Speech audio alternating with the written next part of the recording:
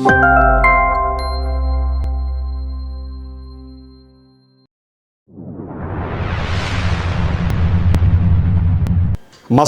Samru, ஹிம்பா, டோகான், Hausa, காரோ, Zulu, hammer, Yoruba, ஹட்ஸா இதெல்லாம் ஆப்பிரிக்க பழங்குடியினத்தோட பேர்கள்.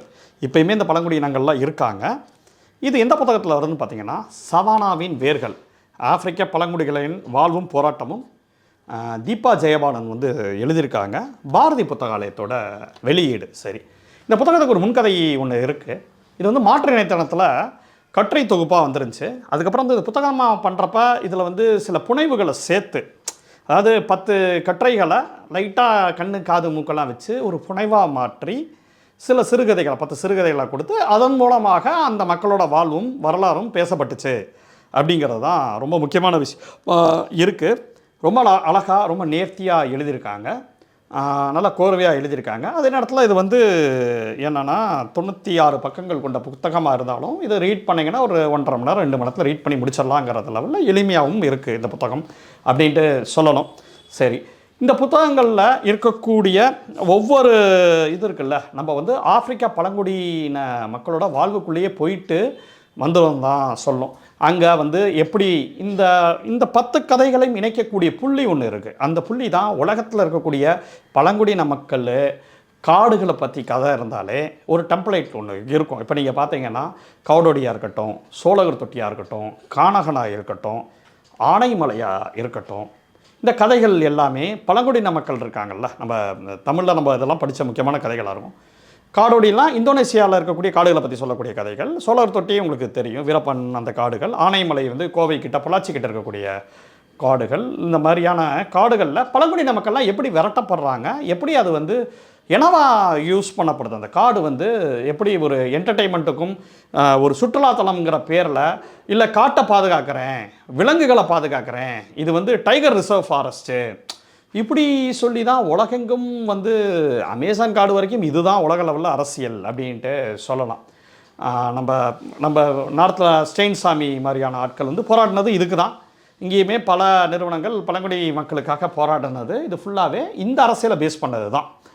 இதை வந்து புரிஞ்சுக்கணுன்னா அந்த சர்வதேச லெவலில் என்ன மாதிரியான இந்த விஷயங்கள்லாம் இருக்குதுன்னு சொல்லிட்டு ஆப்பிரிக்காவை கவர் பண்ணியிருக்காங்க நம்ம தோழர் தீபா ஜெயபாலன். அந்த அளவில் இது ரொம்ப முக்கியமான புக்காக இருக்குது. இந்த 10 கதைகளையும் இணைக்கக்கூடிய புள்ளி வந்து இந்த புள்ளியை நம்ம சோழர் தொட்டிலையும் தேடலாம், இதுலையும் தேடலாம். அதான் ரொம்ப முக்கியமான விஷயம். இந்த கதைகளில் நான் ஒரு டெம்ப்ளேட் இயல்பான ஒரு டெம்ப்ளேட்டை ஒன்று பார்த்தேன். ஏன்னா அந்த கதைகளில் என்னவா இருக்குது, அந்த கதைகளில் ஒரு பழங்குடியின அந்த ஊரை வந்து அறிமுகப்படுத்துகிறாங்க. அது இயற்கை சார்ந்து அங்கே என்னெல்லாம் சாப்பிட்றாங்க, என்ன மாதிரியான கல்ச்சர் இருக்குது, என்ன மாதிரியான உடம்புல வந்து இதெல்லாம் வரைகிறதெல்லாம் இருக்குல்ல, வரைஞ்சிக்கிறது, இந்த பாசி போடுறது, ஒவ்வொரு ஊருக்கும் ஒவ்வொரு மாதிரியான ட்ரெடிஷன்ஸு, அவங்க என்ன மாதிரி கும்பிட்றாங்க, என்ன மாதிரி வீடு கட்டுறாங்க, வீடை யாரெல்லாம் கட்டுறாங்க, கால்நடைகளை யாரெல்லாம் பார்த்துக்கிறாங்க, அங்கே பொருளாதாரம் என்ன மாதிரி இருக்குங்கிறதெல்லாம் ஒரு கதை மாதிரி சொல்லிட்டே வந்துக்கிட்டே இருப்பாங்க. சடனாக ஒரு டேக் ஆஃப் நடக்கும். ஏதோ ஒரு காரோ, கிட்டத்தட்ட ஒரு 10-8 கதைகள் இப்படி தான் வருதுன்னு நினைக்கிறேன். ஒரு ஒரு காரோ என்னமோ வருது. அதாவது எப்படின்னா, நீங்கள் வந்து ஒரு அரசு எந்திரம்ங்கிறது அந்த காரோட வடிவத்தில் வந்தால் இப்படி இருக்கும். அதை பார்த்தோன்னா இந்த மக்கள் பதறதும், இந்த மக்கள் இது வந்து விவசாயம் தான் பண்ண போகிறோம், இது வந்து பாதுகாக்கப்பட்ட காடாக இருக்க போகுது, இங்கே நீங்கள் வழங்கணும், நீங்கள் கொடுக்குற காசை வாங்கிட்டு ஏதோ போங்க, உங்களுக்கு நிதி உதவிலாம் கிடச்சிரும் அப்படிலாம் சொல்லுவாங்க. இந்த மக்கள் பதட்டம் அடைவாங்க இனிஷியலாக. அப்புறம் என்ன நடக்கும்னா, இவங்க வந்து போராட்ட காலத்தில் இவங்க வந்து ஒருங்கிணைஞ்சு போராடுவாங்க. ஹிஸ்ட்ரி என்ன சொல்லி கொடுக்குன்னா, இவங்க இதில் படித்த சில பசங்க இருப்பாங்க, இல்லை படிக்கிறதுக்கு ட்ரை பண்ணுவாங்க. படித்து அவங்க வந்து வழக்கு ரீதியாக போராடி வெற்றி பெற்ற கதைகள்லாம் இருக்குல்ல, ஹிஸ்டாரிக்கலாகவே கதைகள்லாம் இருக்குல்ல, அந்த கதைகள்லாம் பதியப்பட்டிருக்கு. அது ஒவ்வொரு கதைக்கு ஏற்ற மாதிரி அந்தந்த லேண்ட்ஸ்கேப் ஏற்ற மாதிரி சில போராட்டம் வெற்றி பெற்றிருப்பாங்க, சிலது பின்னடைவு நடக்கும், சிலது அந்த போராட்டத்தை முன்னிறுத்தி கொண்டு போயிருப்பாங்க, சிலது கொஞ்ச நாள் கழித்து அது வந்து வெற்றி பெறும் ஒரு போராட்ட காலத்துலேருந்து. அந்த மாதிரி அது மாறுதே தவிர பெரும்பாலும் இது என்ன கதையாக இருக்குன்னா, கீழேந்து இருக்கக்கூடிய அரசு எந்திரம் மலை மேலே ஏறி இந்த பழங்குடியின மக்கள் மேலே இருக்கக்கூடிய தாக்குதல்களை ஏற்படுதுன்னா இப்படி இருக்கும் அப்படிங்கிறது தான் தோணும். எனக்கு முதல்ல ஜெய்பீம் புத்தகம் எழுதுகிறப்ப எனக்கு ஒரு இது தோணுச்சு. ஜெய்பீமில் அந்த பழங்குடியின மக்களில் அவர் தானே பாதிக்கப்படுறாரு, அவருக்கு ஐடி கார்டு கூட இல்லாமல் இருக்கும், மணிகண்டனுக்கு ஐடி கார்டு கூட இல்லாமல் இருக்கும். அவர் இருளர் பகுதி அமைப்பு இதை சேர்ந்தவராக இருப்பார். இருளர் பழங்குடின்னு அவர் சர்டிஃபிகேட் கூட போட மாட்டான். ஏன்னா அந்த மக்கள் வந்து ரொம்ப குறைவாக தான் இருக்காங்க, ஓட்டு போட்டு யாரும் ஜெயிக்க முடியாது, அந்த லெவலில் அவங்க ஸ்ட்ரென்த்து கிடையாது. அப்படி இருக்கிறப்ப உங்களுக்கு நீங்கள் வந்து பழங்குடியின ஆளாக இருந்தாலும் இல்லை தாழ்த்தப்பட்டவராக இருந்தாலும் உங்களுக்கு ஒரு ஸ்ட்ரென்த்தோ ஒரு அரசியல் ஸ்ட்ரென்த்தோ வந்து ஏதோ ஒரு கட்சி போராடணுன்னா கூட ஆட்கள் இருந்தால் தான் நடக்கும். அங்கே எல்லாமே இடதுசாரிகள் வந்து போராடி இருக்காங்கிறது வரலாறு. அப்போலாம் எனக்கு என்ன தோணுன்னா, அந்த ஜெய்பீம் படம் பார்த்தப்ப தான் எனக்கு பயங்கரமாக சிறுபால் அடித்த மாதிரி இருந்துச்சு. இது எப்படி வந்து நம்ம எப்படி சட்டங்களை நம்ம இது பண்ணுறோம்ல, உதாரணமாக சட்டங்களை எழுதுறாங்க, இந்தியாவுக்கு ஃபுல்லாக சட்டம்ப்பா, இங்கே இருக்கிறவங்களுக்குலாம் இதான் ஆதார் கார்டு வச்சுருக்கணும், இதெல்லாம் வச்சுருக்கணும், இந்த கார்டெல்லாம் வச்சுருந்தா தான் நீ செல்லுபடியாகும், நீ அப்போ தான் தேசத்திலே இருக்க முடியலாம் சொல்கிறாங்க. எத்தனையோ பழங்குடிகளில் இப்படி ஒரு ரூலாக இருக்குது, இப்படிலாம் இருக்குங்கிறது தெரியாது. ஆனால் அவங்க மேலே அந்த சட்டம் வந்து டோட்டலாக ஏவப்படுறது இருக்குல்ல, ஏவப்படுறதை தாண்டி இது அரசு எடுத்துக்கும், இந்த இடத்துல இந்த இதெல்லாம் இருக்குது அப்படின்னு சொல்லி அவங்கள துரத்துற வேலைகள் எந்த ஒரு அரசாக இருந்தாலும் உலகில் நடக்குது.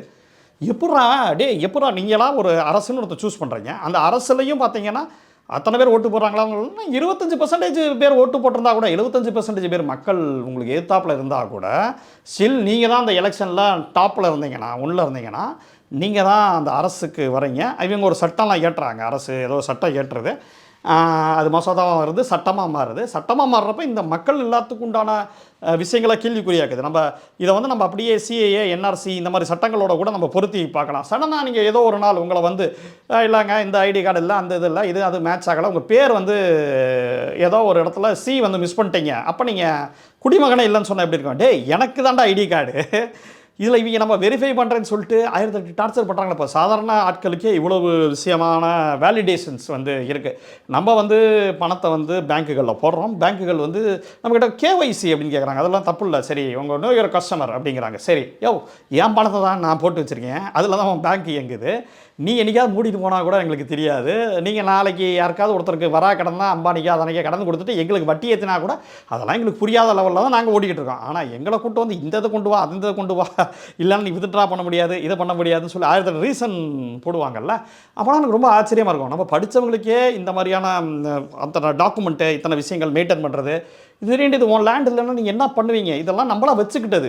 ஒரு பேப்பரில் இது என் லேண்டுன்னு எழுதி வச்சுக்கிறதுக்கும், அவன் வந்து அந்த இடத்துல உழைச்சி அந்த இடத்துல இது பண்ணி அந்த இடத்த ஓன் பண்ணியிருப்பான். அந்த இடம் வந்து காடுகள் வந்து பெரும்பாலும் ஒரு சர்வே, ஒரு உலக லெவலில் நீங்கள் ஒரு சர்வே எடுத்தீங்கன்னா அந்த சர்வே வந்து தெளிவாக சொல்லும், காடுகள் வந்து பழங்குடியின மக்கள்கிட்ட இருந்த வரைக்கும் காடுகளாக தான் இருந்திருக்கு அப்படிங்கிறதா ஃபேக்ட்டு. இப்போ நம்ம போய் டெவலப் பண்ணுறோன்னு சொல்லிட்டு பார்த்தீங்கன்னா மனிதர்களுக்கு வாழாத காடுகள், புலிகள் காடுகள் சொல்லுவாங்க, புலிகள் சரணாலயம்ட்டு. அப்புறம் அங்கே போய் ரிசார்ட்டை திறப்பாங்க. ஆனைமலையில் அது நடந்திருக்கு, ஆனைமலையில் இது நடந்திருக்கு. கடைசியில் பார்த்தா இது ரிசார்ட் வந்து பணக்காரர்கள் இவங்க வந்து தங்கி போகிற இடம் அப்படிங்கிறதுக்காக இவங்க வந்து எளிய மக்கள் எல்லாத்தையும் அங்கே உழைப்புலேருந்து அந்த இடத்துலேருந்து பிரிச்சுருவாங்க. இது உலகம் ஃபுல்லாகவுமே நடக்குது. இதுக்கு ஏற்றப்ப பழங்குடியின மக்கள் எப்படி போராடி இருக்காங்க, என்ன மாதிரியான விஷயங்கள்லாம் நடக்குது அப்படிங்கிறது தான் இந்த புத்தகம் வந்து சொல்லுது. எனக்கு ஒவ்வொன்றும் ஆச்சரியமாக இருந்துச்சு. இதில் வரக்கூடிய தகவல்கள்லாம் ரொம்ப ஆச்சரியமாக இருந்துச்சு. ஒரு சமூகம், அது வந்து ஸ்டார் இருக்குல்ல, ஸ்டாரை பேஸ் பண்ணியே இருக்கக்கூடிய சமூகம், அந்த ஸ்டாரை பார்த்துட்டு அவங்க வந்து தன்னோட, அதாவது சயின்டிஸ்ட்லாம் கண்டுபிடிக்க மட்டும் சில ஸ்டாரில் இவங்க கண்டுபிடிச்சி வச்சுருக்காங்க. இவங்களோட வானளாவிய விஷயங்கள் அப்படி இருந்திருக்கு. அதில் வந்து பார்த்திங்கன்னா அதுக்கு உண்டான விஷயங்கள்லாம் எங்கே இது பண்ணியிருக்காங்கன்னா பாறைகளில் ஓவியமாக இது பண்ணி வச்சுருக்காங்க. சில விஷயங்கள்லாம் அவங்க ஃபுல்லாக அந்த ஸ்டார் வந்து நீங்கள் எந்த பக்கம் போகணும், என்ன இதுவாகணுங்கிறதெல்லாம் இது பண்ணுமா, அப்படி ஒரு இதெல்லாம் இருக்கான். சில விஷயங்கள் வானசாஸ்திரங்கள்லாம் இருக்குது போல். அது சம்மந்தமான பழங்குடியின மக்கள், ஸ்டாரை மட்டும் ஃபாலோ பண்ணக்கூடிய மக்கள், நிறைய தகவல்கள் வந்து ரொம்ப புதுசாக இருந்துச்சு. இப்போ ஜூலுவில் வந்து ஷாகா அப்படிங்கிற ஒரு வீரன் இருக்கான், போர் வீரன் இருக்கான். அவன் வந்து பார்த்தீங்கன்னா ஃபஸ்ட்டு அவனை வந்து எல்லோரும் கிண்டல் பண்ணுறாங்க, ஒரு அப்பனுக்கு பிறந்தவங்களா அப்படிலாம் கிண்டல் பண்ணுறாங்க. சரி, அதெல்லாம் ஓகே. ஃபஸ்ட்டு ஒரு சில ஆயிரங்கள் மட்டும் இருந்த ஒரு படையை வந்து 50,000 பேர் படையை கொண்ட வீரராக மாட்டிருக்காங்க. அவங்க அம்மா சொல்கிறாங்க, நீ வந்து மிகப்பெரிய வீரன் அப்படிங்கிறாங்க. எவ்வளோ பெரிய ஆட்களாக இருந்தாலும் இவங்களுக்கு போர் தந்திரங்களும் இவங்களுக்குள்ளே இருந்திருக்கு. அவன் சொல்கிற அந்த காளை மாதிரியான வியூகம் அமைப்பாங்க, காளை மாதிரி, காலையில் இருக்கக்கூடிய கொம்பு மாதிரி அப்படி வச்சு சுற்றி வளைச்சு எதிரிகளை காலி பண்ணுவாங்களாம். எனக்கு டக்குன்னு அந்த சிவகார்த்திகேயனோட ஒரு படம் இருக்கும், அந்த சீமராஜா படத்தில் ஒரு ஃப்ளாஷ்பேக் வரும், அந்த மாதிரி போர் தந்திரம் கம்மியான வீரர்களை வச்சு அதிகமாக அந்த மாதிரியான காட்சிகள்லாம் கூட வருது. ஒவ்வொருத்தரும் எப்படி இது பண்ணுறாங்க. சில பழங்குடிகளில் வீடெல்லாம் அப்படி சுற்றி இருக்குமா, நல்லா பாருங்கள், ஃபுல்லாகவே அங்கே சர்க்கிள் தான் போல், சர்க்கிளாக வீடு இருக்கும், நடுவில் கால்நடைகள் இருக்குமா. அப்போ கால்நடைகளை எல்லாரும் வேணாலும் பார்த்துக்கலாம்ல. இப்படி ஒரு சர்க்கிளை நமக்கு, இப்போ நமக்கெல்லாம் வீடெல்லாம் இருக்கும் தனியாக, ஒரு கிராமங்களில் ஒரு கொல்லப்புறம்னு இருக்கும், இல்லை ஃப்ரண்ட்டில் வந்து மாடெல்லாம் புல்லுகளை சாப்பிட்டுட்டு இருக்கோம், அப்படி இருக்கும்ல. அவங்க கிராமங்களில் இப்படி இருக்குமா, ஏன்னா அவங்க கால்நடைகளுக்கு ரொம்ப முக்கியத்துவம் கொடுக்கக்கூடிய கிராமங்கள் இருக்குது. இன்னும் சில கிராமங்கள் பிற்போக்காக இருக்குது. இந்த ஏறு தழுவுதல் மாதிரியான சில விஷயங்கள் மாடெல்லாம் இது பண்ணால் தான் திருமணம் ஒரு ஆண்மகனாக அந்த இதெல்லாம் கீழே விழுந்தால் அது வந்து கேவலம்னு சொல்லக்கூடிய விஷயங்களில் ஆணாதிக்க சமூகமும் அந்த மாதிரி சமூகங்களில் இருக்குது. இந்த மாதிரி பழங்குடி மக்களோட வாழ்வியல் இது எப்படி இருக்குது, அதான் என்ன ரொம்ப சிக்கலான விஷயம்னா, இந்த விஷயம் நவீனமாக மாறுதில்ல. இந்த புத்தகத்தில் இன்னொரு விஷயம் நம்ம என்ன பார்க்குறோன்னா, நவீனம் இது வந்து அதிகார வர்க்கம் வந்து அட்டாக் பண்ணுதுங்கிறத விடுங்க, அதை தாண்டி இந்த மக்களுமே படிக்கணும், அடுத்த கட்டத்துக்கு நகரணுங்கிற ஒரு சிக்கலும் இருக்குது. இப்போ அடுத்த கட்டத்துக்கு நகர்றப்ப ஆட்டோமேட்டிக்காக அந்த பாரம்பரியத்தை மறக்கணுங்கிற ஒரு இடமும் இருக்குல்ல. பழமையை எப்படி தக்க வச்சுக்கிறதா இல்லை புதுமைக்குள்ளே வரதாங்கிறதுக்கு உண்டான கலாச்சார குழப்பங்கள் அவங்களுக்குள்ளே இருக்கக்கூடிய விஷயங்களை பார்க்க முடியுது. அதை தாண்டி என்னென்னா இவங்க எல்லாருமே பேசி பேசி பேசி இதுக்கு வராங்க. இவங்க பழங்குடியின மக்கள் வந்து ஒரு அவங்களுக்குள்ள சண்டை வந்துச்சுன்னா பேசியே தீர்த்துக்கிறாங்கிறதும் ரொம்ப ஆச்சரியமாக இருந்துச்சு. வாப்பா பேசிக்கலாம்ப்பா அப்படின்னு சொல்லி தீர்த்துக்கிறது இருக்குல்ல, அப்படி ஒரு சம்பவமும். அதில் வந்து அவங்க வந்து ரொம்ப உண்மையானவங்களாக இருக்காங்க. ஒரு பையன் 2 பசங்க இருக்காங்க, சின்ன பசங்க. அதில் ஒருத்தர் வந்து பொய் சொல்லிடுறாப்புல, இன்னொருத்தர் வந்து நீ இப்படி பண்ணனா நீ இதுக்கு தகுதி இல்லைன்னு சொல்கிறப்ப அந்த பொய் சொன்னவரே கண்ணெலாம் கலங்கி இல்லை நான் சொன்னது தான் பொய், ஆனால் அதெல்லாம் எடுக்கலாம் நானும் தான் கொடுத்தேன் அப்படின்னு சொல்கிறது இருக்குல்ல. ரொம்ப இயல்பானவங்களாகவும் ரொம்ப நெகிழ்வானவங்களாகவும் அடுத்தவங்களுக்கு உதவி செய்யக்கூடிய மனப்பான்மையாக இருக்கிறவங்களாகவும் இருக்காங்க. நிறைய இடத்துல வந்து சொத்துடைமை இல்லை. நம்ம பொது உடைமை கம்யூனிசம் தோற்று போச்சுன்னு சொல்கிறோம்ல, அவங்ககிட்ட நிறைய மகிழ்ச்சியாலாம் இருக்கிறதுக்கு காரணம்னா அவங்க சமூகமாக இருக்கிறது. ஒன்று குரூப்பாக இருக்காங்க, கிளானாக இருக்காங்க, கூட்டமாக இருக்காங்க. அதை தாண்டி அவங்க என்னவாக இருக்காங்கன்னா ஒவ்வொருத்தருக்கு விட்டு கொடுத்துக்கக்கூடிய ஒரு மனப்பான்மை இருக்கக்கூடிய ஒரு சமூக மனிதனாக இருக்காங்க. இதுக்கெல்லாம் காரணம் என்னவாக இருக்குன்னா அவங்ககிட்ட பெருசாக சொத்துடைமைங்கிறது கிடையாது. அப்போக்கப்போ ஏதோ ஒரு சின்ன வேலை பார்த்துட்டு அப்போக்கப்போ சாப்பிட்றதுக்கு உண்டான விஷயம் இருக்கிறதுனால அந்த சொத்துடைமை இல்லாததுனால என்னென்னா அவங்க சமமாக எல்லோரும் ட்ரீட் பண்ணுறதுனால அங்கே வந்து பெரிய போட்டிகளோ பொறாமைகளோ இதெல்லாம் இல்லை. அவங்களுள்ள த்ரெட்டு இங்கேருந்து முதல்ல வர ஆரம்பிக்குதுன்னா கீழேருந்து நம்ம படிச்சுட்டு போகிறோம் அப்படின்னு சொல்கிறதுலேருந்து போயிட்டு இல்லைங்க அவங்க வாழ்க்கையை டெவலப் பண்ண போகிறோன்னா அவங்க சொல்கிறாங்க, டேய் எனக்கும் இங்கே காட்டை பற்றின ஒரு அறிவு இருக்குது, காட்டை பற்றின எனக்கு ஒரு நாலேஜ் இருக்குது, காட்டை பற்றின புரிதல் இருக்குது, நீ ஒரு எஜுகேஷன் ஒன்று சைடில் ஒன்று சொல்கிற, உன் மொழி எனக்கு புரிய மாட்டேங்குது, நீ எப்படி எனக்கு நல்லது சொல்லுவ அப்படிங்கிறத அவங்க சொல்கிறாங்க. ஸோ இந்த சிக்கல்களையும் அந்த புத்தகம் வந்து பேசுது. ஆனால் அதுக்காக டெவலப்மெண்ட் ஆகாமல் இருக்க முடியுமானா அப்படியும் இருக்க முடியாது. உலகம் வந்து நவீனத்துக்கு மாறிக்கொண்டே இருக்குதுல்ல. ஏன்னா அப்போ அதை எப்படி ஹேண்டில் பண்ணுறது அப்படிங்கிறதுக்கு உண்டான விஷயங்கள் வந்து இருக்குது.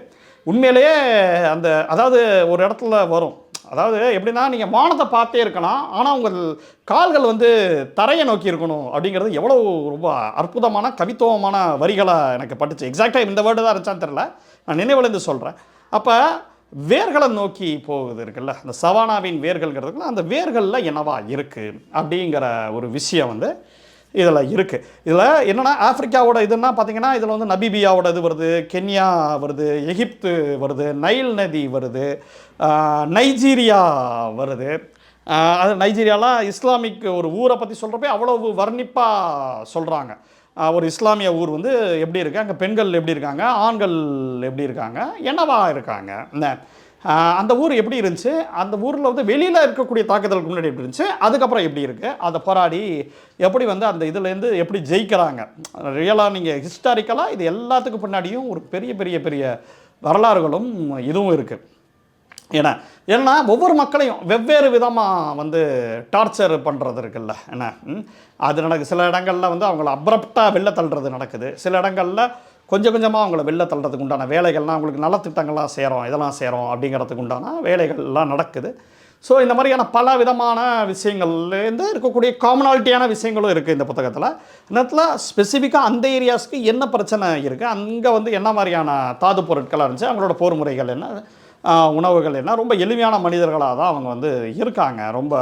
அதே நேரத்தில் ரொம்ப வலிமையான மனிதர்களாக இருக்காங்க. உலகத்தை எல்லா மக்களையும் நேசிக்கக்கூடிய ஆட்களாக இருக்காங்க. அந்த இசை நமக்குள்ள காதில் வருது. கடைசியாக ஒரு சாப்டரில் அந்த ஒரு சின்னதாக அந்த கிளிக் அப்படிங்கிற ஒரு மொழி இருக்கும் ஹட்ஸாவில். கிளிக் அப்படிங்கிற மொழி அதை வச்சு அந்த மொழி வந்து ரொம்ப யூனிக்கானதான். அதை வச்சு அவங்க வேட்டையெல்லாம் ஆடுறாங்க, எல்லாம் பண்ணுறாங்க. அந்த மொழி வந்து அவங்க வந்து மாறி போயிடும் போல்.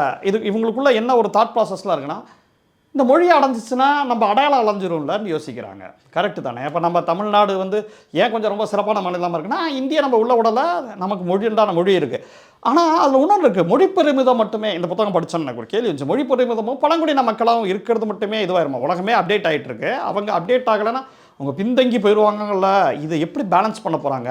பழைய மொழியையும் தக்க வச்சுக்கிட்டு அவங்க கலாச்சாரம் பண்பாடுங்கிறதையும் தக்க வச்சுக்கிட்டு, ஏன்னா கலாச்சாரம் பண்பாடுக்குள்ளே நிறைய பிற்போக்குத்தனங்களும் இருக்குது. அது எல்லாத்தையும் நம்ம ரொமான்டிசைஸும் பண்ணிட முடியாதுங்கிற ஒரு நடைமுறை சிக்கலும் இந்த புத்தகத்தில் இருக்குது அப்படிங்கிறத நான் பார்க்குறேன். இந்த புத்தகத்தில் சொல்கிறவ அதெல்லாம் ஓகே, அதெல்லாம் இதுதான். உலகம் இப்படி அப்டேட் ஆகிட்டு இருக்குல்ல, இதுக்கு நீங்கள் அப்டேட் ஆகி வரணும்ல. அப்போ அவன் வந்து ஏன்னா நிறையா நம்ம பழங்குடிகிட்ட கேட்குறோம், அவங்களுக்கு வந்து நிறையா அந்த மாத்திரை மருந்து அந்த தடுப்பூசி அதுக்கு எதுவுமே போகாததுனால அதுவே உடல் சிக்கலாக இருக்குங்கிறதெல்லாம் நம்ம பார்க்குறோம். ஏன்னா அவங்க மெயினான இந்த உலக மக்களோட கலக்கலை, அவங்க வந்து ஒரு பியூரிஃபைடான ஒரு ரேஸாக அவங்க வந்து இருக்காங்க. இது சரியா தப்பா அப்படிலாம் தெரில. ஆனால் அவங்கக்கிட்ட கேட்காம அவங்களோட லைஃப்பை மாற்றுறது இருக்குல்ல, இப்படி தான் உலகம் ஃபுல்லாகவே நடந்திருக்கு. நம்ம திடீர்னு ஏதோ ஒரு தேசத்தில் பிறகுறோம், நம்ம இந்தியன் சொல்கிறாங்க. நான் என்னை கேட்டாடா இந்தியன் முடிவு பண்ணீங்க, என்னை கேட்டாடா என் ஜாதியை முடிவு பண்ணீங்கிறது கொஞ்சம் கழிச்சு தான் அவங்க புரியுங்க. ஆனால் பாவிகளா, ஏன்னா இவங்க ஒரு செட் ஆஃப் ரூல்ஸ் போட்டிருப்பாங்க, புரியுதா இல்லையா? அதுலேருந்து தனி மனிதர்களுக்கு உண்டான சுதந்திரங்கள் என்ன, ஆனால் ஒட்டுமொத்தமாக உலகம் முன்னேறப்ப நீ எந்த இடத்துல நிற்ப, இந்த மாதிரியான தத்துவ கேள்விகள்லாம் எனக்கு வந்து இதுக்கு உண்டான விடையெல்லாம் எனக்கு தெரியல, ஆப்வியஸாக தெரியல. ஏன்னா நீங்கள் அப்படியே ஃபுல்லாக பழங்குடியினங்களை எல்லாத்தையும் ஆதரிச்சிட முடியுமா? ஏன்னா அதில் உண்டான பழமையும் இதுவும் இருந்துச்சுன்னா அந்த உலகத்துக்கு உண்டான விஷயத்துக்கு நம்ம அப்டேட் ஆகணுங்கிறத நம்ம பேசி தான் ஆகணும். அப்படி இருக்கும். ஆனால் ஒன்று விஷயம் தெரியுது, அவங்ககிட்ட உரிமை கேட்காம அவங்களோட இது கேட்காம அவங்களோட எல்லாத்தையும் மாற்றவும் கூடாது. அதுக்கு உண்டான ஒரு ஜனநாயக முறைங்கிறது இருக்குது. அதுக்குள்ளேயும் ஒரு பரஸ்பர ஒரு அட்ஜஸ்ட்மெண்ட்டுக்குள்ளே அந்த உரையாடல் இருக்கணுங்கிறது தான் நான் புரிஞ்சுக்கிறேன்.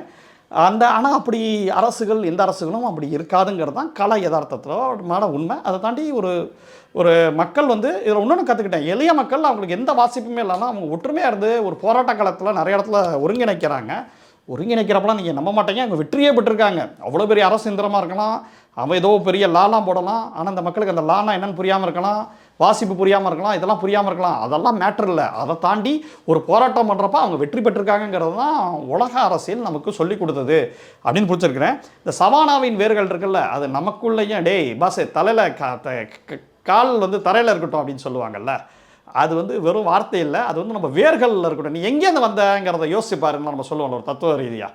அப்போ அந்த வேர்களையும் நம்ம பார்க்க வேண்டியதாகவும் இருக்குது. ஸோ இந்த சவானாவின் வேர்கள் ஆப்பிரிக்காவின் வேர்களை தாண்டி நம்ம எங்கேருந்து வந்தோம், நம்மளோட வேர்கள் என்ன, இந்த அலெக்ஸ் கீழே வந்து ரூட்ஸ் நாவலில் சொல்லுவார்ல, அதை நோக்கியும் நமக்கு வந்து இதுவாக இருக்குது. ரொம்ப ஒரு அற்புதமான ரீடிங். எனக்கு தெரிஞ்சு ஓரளவு கொஞ்சம் நல்ல சிம்பிளான ஒரு கான்டெக்ட்ஸ்லாம் எழுதியிருக்காங்க. 10th 11th 12thலேருந்தே இருக்கக்கூடிய பசங்களுமே அது படிச்சிருந்தா இது யூஸ்ஃபுல்லான புத்தகமாக இருக்கும். ஆனால் ஆழமான கருத்துக்களை ரொம்ப எளிமையாக சொல்கிறது தான் இருக்கிறதுலே ரொம்ப டஃப்பான விஷயம். அந்த விஷயத்தை வந்து தீபா ஜெயபாலன் வந்து செஞ்சுருக்காங்க. தோழர் பிரபாரன் காசிராஜன் அவங்க இணையர் வந்து எனக்கு புத்தகத்தை அனுப்பிச்சு வச்சுருந்தார். ரொம்ப நன்றி தோழர். என்னென்னா ஸோ இப்படி தான் உங்களுக்கு இந்த புத்தகம் வந்து இன்னும் பலரால் வாசிக்கப்பட வேணும். வழக்கப்படி போன வாரம் நம்ம நர்மதா தேவி தோழருக்கு பார்த்திங்கன்னா அவங்க புத்தகம் ரிவ்யூ பண்ணியிருந்தோம். அவங்களும் சிந்தன் தோழருக்கு நன்றி சொல்லியிருந்தாங்க, இவங்களும் சிந்தனுக்கு நன்றி சொல்லியிருக்காங்க. சிந்தனோட முன்னுரையுமே இருக்குது.